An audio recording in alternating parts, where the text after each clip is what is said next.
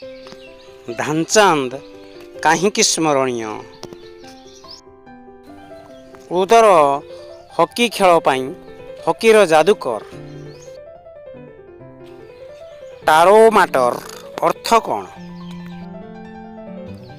ଉତ୍ତର ବୁଲ୍ fighting. Polo ଦଳରେ କେତୋଟି ଘୋଡ଼ା ଥାନ୍ତି? ଉତ୍ତର 4ଟି ଘୋଡ଼ା ଥାନ୍ତି।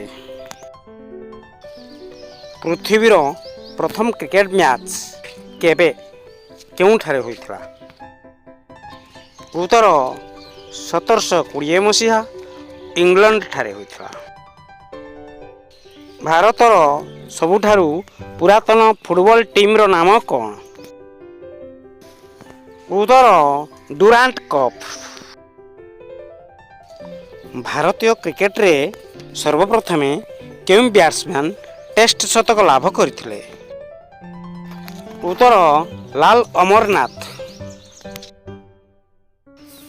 ଭାରତର ସର୍ବଶ୍ରେଷ୍ଠ ତୀରନ୍ଦାଜ କିଏ?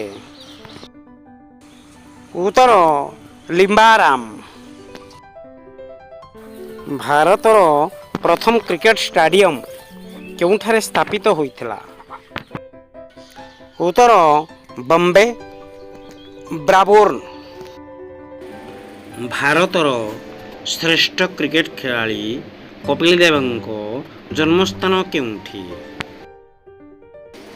ଉତ୍ତର ଚଣ୍ଡିଗଡ଼।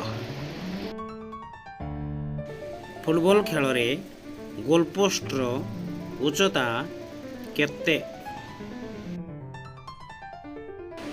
ଉତ୍ତର 8 ଫୁଟ। ଦୟାକରି ଏହି ଭିଡ଼ିଓଟିକୁ ଲାଇକ୍ ଏବଂ ସେୟାର କରନ୍ତୁ ଏବଂ ସବସ୍କ୍ରାଇବ୍ କରିବାକୁ ଭୁଲନ୍ତୁ ନାହିଁ।